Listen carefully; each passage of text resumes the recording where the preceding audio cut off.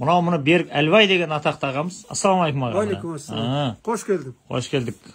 Бұны мені ойбай Берік деген көкем бар, оның жағы музейім бар, көрмесең Санжар, сен өмірің жарты ғұмыр зая кетті дегеннен кейін мақұл деп келдім. Мына сіздер көріп отырған жер дүкен ғой енді, бұйымдардың сатылатын жері. Бұл жері онша қызық емес енді. Бұны енді кейін әйелдер қызықтап бірдеңе алам десе келер, болмаса қамшыны қызықтағандар болса келер. Бірақ гәп онда емес. Гәп мында. Мына жақтағы музейді көрдіңіз ба? Оригиналдарды.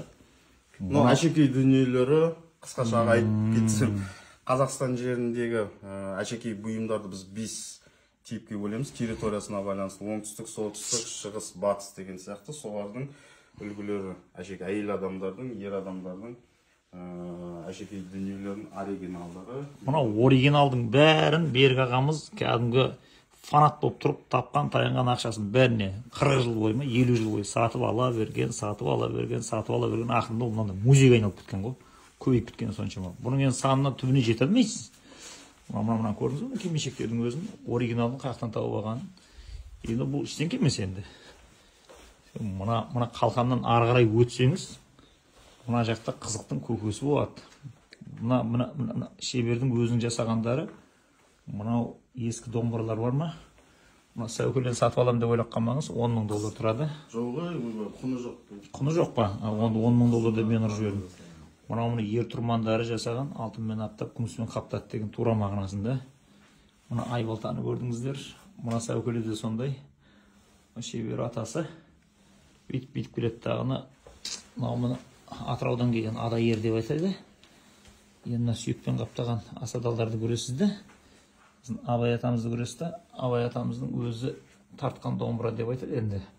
Бір заманда Ташкенттің қазағына Абай атамыз өзі сыйлаған деп ұрпақтарына сатып алдым деп айтады. Және бұның құжаты да бармыш.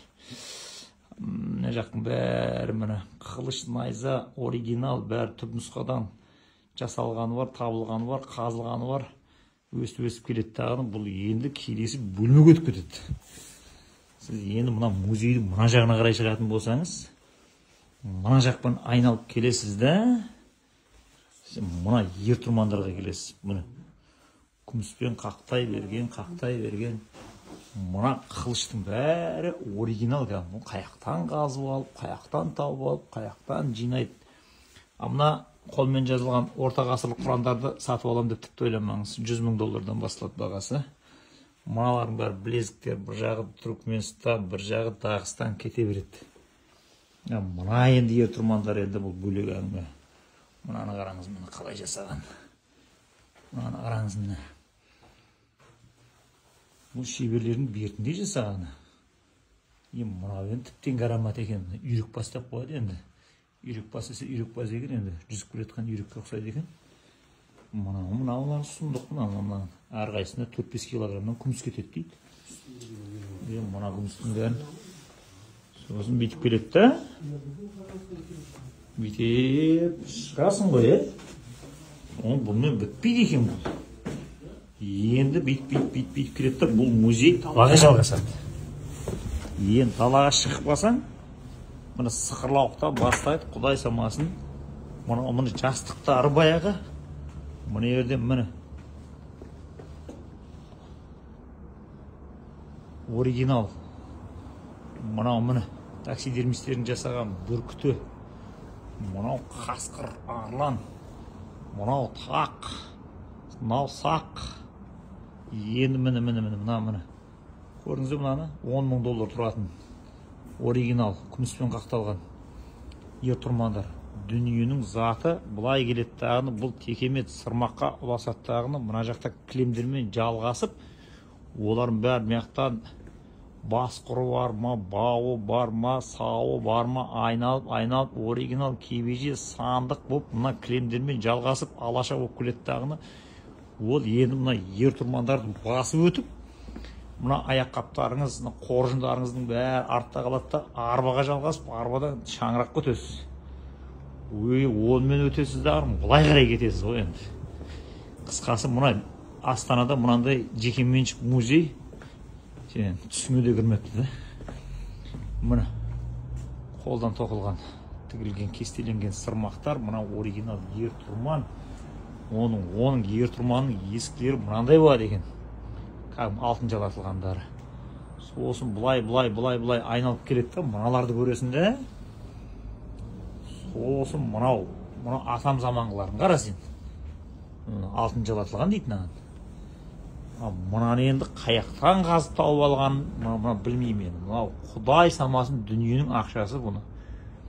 Қазып алады екен дағының, бұны сатады екен әкесін танытып. Мен жаңа мыналардың бағасын естіп шошып кеттім. Титтай сауыттарын шығыр торғай. Одан мынаның ішіне кіріп кетесің. Содан мына жақтан бете бақаннан бастап, мына қылыш, найза, мұнаң бәрін. Мұнаң қара сен. Мұна. Сөйтіп, бетеп, айналып, мына жерде мынау Семейдің аюын қара, 2 жасар. Одан мына қиыр шығыста ұсталған аюдың басын қара сен. Міне. Саған қызықтың көкесі. Мынау 40-шы жылдар қолдан жасалған бесік. Мынау кәдімгі саба қымыз құйып ой ойлататын. Ішсең үшкін мас болып жүресің. Мынаны қара мынау. Баяғы заманның сабаларын. Қымызды құйып, жерді қазып, жердің астында көміп түседі, холодильник сияқты мұздай болып тұрады дейді.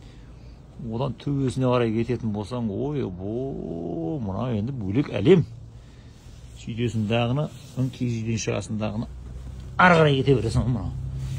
Енді осы мына менің басындағы Құнанбай қажының өзінің киген тақиясының копиясы. Бұны шеберлер қайттан тіккен. Енді осыны Астана қаласына адресін жазып қоям. Бала шағаңызды ертіп келесіз дағыны. Мына музейді ауласын аралап келесіздер дағыны. Сосын мына үйдің ішіне кіріп кетсеңіз, жаңа караматтың ішіне бір-ақ шығасыз. Ақшаңыз болса, қолдан жасалған кейінгі бұйымдарды сатып аласыз.